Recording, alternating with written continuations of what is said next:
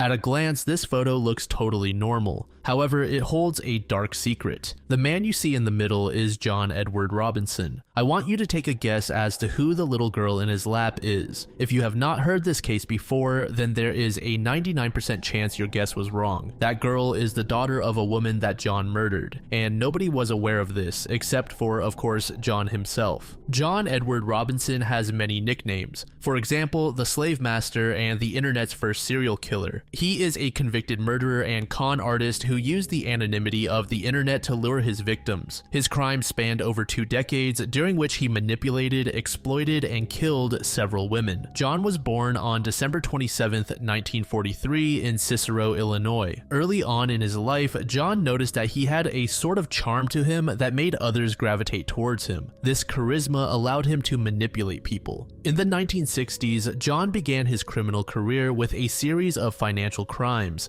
including embezzlement and check forgery. These early crimes showcased his deceitfulness and ability to manipulate. Both skills would later become incredibly more dangerous in John's hands. By the 1970s, John had further established his reputation as a con artist. There was a local charity for handicapped individuals where John forged letters praising him that were supposedly sent by local dignitaries. In the mid-1980s, John began his transition from fraud to murder. After he built up enough confidence with his financial scams and such, his need for control and dominance grew. This led to him targeting vulnerable women. John typically lured them to him with the promise of money or straight-up jobs. One of John's first known victims was Paula Godfrey. In 1984, at the age of 19, Paula was lured by John with the promise of a job. Paula's parents last saw her when John picked her up under the pretense of taking her to a training program. Shortly after, Paula disappeared without a trace. Her parents received a typewritten letter, supposedly from Paula, stating that she was fine and did not want to be contacted.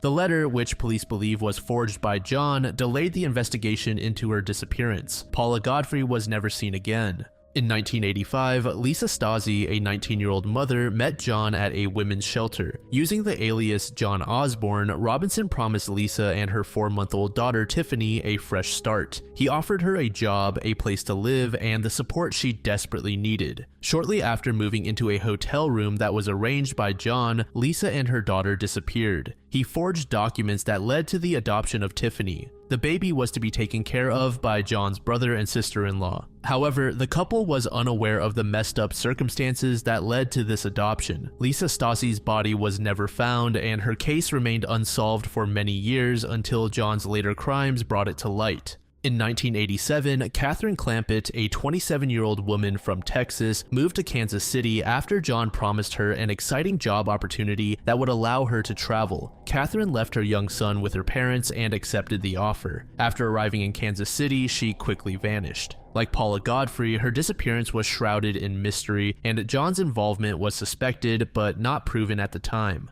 Catherine Clampett's body was never found, adding to the growing list of missing women linked to John. In the 1990s, John's criminal activities evolved again when he started to dabble into the internet. Recognizing the potential of online chat rooms, he began using the alias Slave Master to target women interested in BDSM relationships. This new method of finding targets allowed him to exploit the broad reach the internet provided. The following murders I am about to go over are only some of those that John committed over the following decade or so. In 1994, Sheila Faith, a 45-year-old widow, and her 15-year-old daughter Debbie, who had spina bifida, were lured by John. Sheila was particularly vulnerable due to her financial struggles and her daughter's medical condition. John exploited these vulnerabilities by presenting himself as a benevolent figure willing to provide the support they needed. He promised to cover Debbie's medical expenses and give Sheila a job. The two moved from California to Kansas City, where they vanished. For several years, John continued to cash Sheila's pension checks, amounting to thousands of dollars. The bodies of Sheila and Debbie were later found in chemical drums on John's property. The next woman was named Izabela Lewicka, a 21-year-old Polish immigrant who moved to Kansas City in 1999 after John promised her a job and a romantic relationship. Isabella, who was involved in the BDSM community, signed a quote-unquote slave contract that gave John complete control over her life, including her finances. This contract detailed every aspect of her life, from her daily activities to her bank accounts. Isabella disappeared later that year, and her body was found in a chemical drum on John's property in 2000.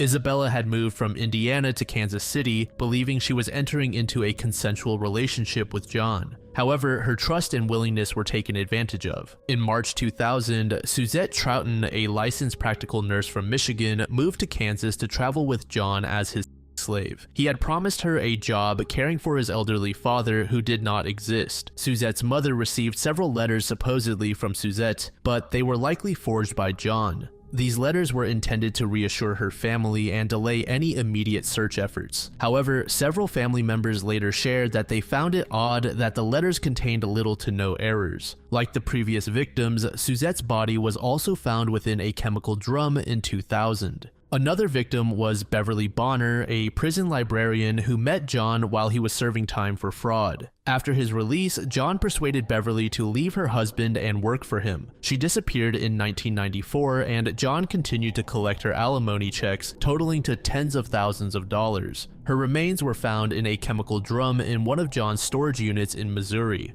John Robinson's downfall began in the late 1990s. Law enforcement finally picked up on the suspicious pattern of women disappearing after coming into contact with him. Law enforcement agencies in Kansas and Missouri began to collaborate, pooling their resources and information. In early 2000, the investigation gained significant momentum when John faced multiple allegations of misconduct. A woman filed a battery complaint against him, and another accused him of stealing her sex toys. These complaints provided the probable cause needed for search warrants. In June 2000, Robinson was arrested at his farm in Kansas. This arrest began a series of searches and discoveries that would expose the full extent of his crimes. The search of John's property led to several disturbing discoveries. Investigators found two 85-pound chemical drums containing the decomposed bodies of two women. These bodies were Suzette and Isabella. As we have already discussed, both women have been missing for quite a while. Further searches were conducted at a storage unit rented by John in Missouri. Here, investigators discovered 3 more chemical drums, each containing a body. The victims were Beverly Bonner, Sheila Faith, and her daughter Debbie. In addition to the bodies, investigators uncovered a bunch of evidence that further implicated John in the disappearances and murders. This evidence included photographs, documents, sex toys, slave contracts, and forged letters addressed to the missing women's relatives. The photographs found on John's computer revealed his deep involvement in sadomasochistic practices. They also included images of his bound victims, which were presented in court as evidence and helped identify additional victims. John's use of the internet to find his victims was a key aspect of his criminal behavior. Investigators had to follow the digital trail he left behind, which included emails, chat room logs, and online profiles. These digital footprints provided valuable insights into how John lured his victims and maintained control over them. Investigators found numerous interactions with women in BDSM chat rooms, where John, under the alias Slave Master, would engage in conversations that often led to real-world meetings. In 2002, John Edward Robinson faced trial in Kansas for the murders of Suzette, Isabella, and Lisa, along with multiple lesser charges, including fraud and theft. The trial garnered significant media attention due to the shocking nature of the crimes and John's use of the internet to lure his victims. His case was one of the first instances where the internet played a central role in the criminal activities of a serial killer. John's defense team faced a daunting task, given the overwhelming evidence against him. They argued that the searches conducted on his property were improperly executed and that the evidence was circumstantial. After months of testimony and deliberation, the jury found John Edward Robinson guilty on all counts. The prosecution sought the death penalty for Robinson, arguing that the heinous nature of his crimes warranted the maximum punishment. The judge ultimately sentenced John to death. John also received additional life sentences without the possibility of parole for his other crimes. Following his conviction and sentencing, John's legal team filed numerous appeals, challenging both the verdict and the death sentence. In 2015, the Kansas Supreme Court upheld Robinson's death sentence, rejecting many of the appellate claims. However, the court did overturn 2 of his capital murder convictions and a first-degree murder conviction. Despite these reversals, John remained on death row due to the remaining convictions and his sentences in Missouri.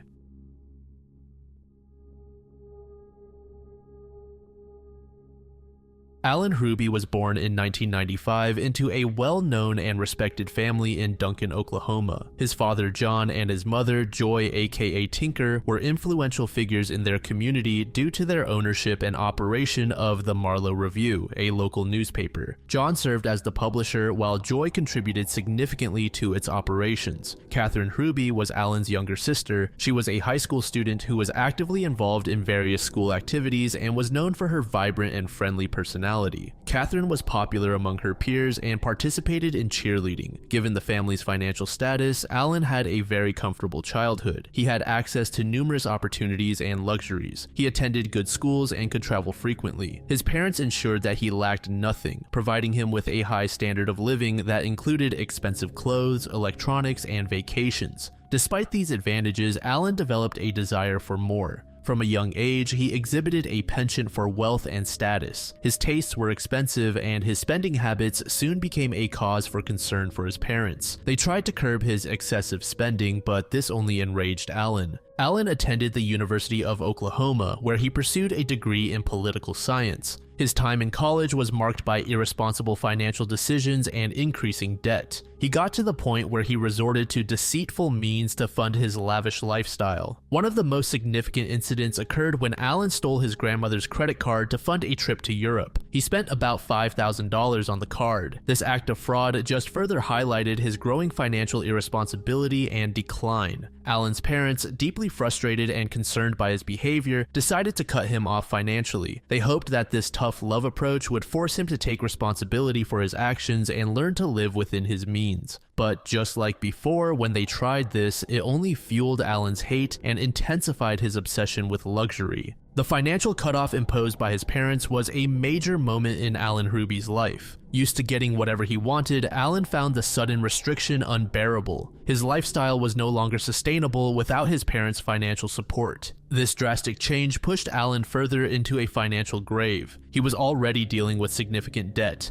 The pressure of losing his status in life proved to be too much for him. Alan's response to his situation was extreme and shocking, to say the least. He came up with a plan to murder his family, believing that by doing so, he would inherit their cash and assets. It now became clear that his familial bonds meant nothing. He thought through the details, ensuring that he would be able to carry out the killings without immediate suspicion. On October 9th, 2014, Alan put his plan into action. He returned to his family home in Duncan, Oklahoma, with a pistol he had stolen from his father's truck. He targeted each family member one by one. Alan's first target was his mother, Joy. Alan returned to the family home in Duncan, Oklahoma with the pistol concealed. Upon entering the house, Alan approached his mother. The exact circumstances of their interaction are not fully known, but what is clear is that he shot her once. The initial shot was intended to incapacitate her. After she fell, he shot her a second time to ensure she was dead. Following the murder of his mother, Alan waited for his sister, Catherine, to return home. She had just finished washing her vehicle outside. As she entered the house, unaware of the horrors that had just unfolded, Alan shot her. The final victim was John, Alan's father. John arrived home later in the day, also unaware of the events that had occurred. Alan confronted his father and, like his approach with his mother, shot him twice. The bodies of John, Joy, and Catherine Hruby lay undisturbed in the family home for 4 days. It wasn't until October 13th, 2014 that their housekeeper discovered the gruesome scene. The discovery shocked the small, tight-knit community of Duncan.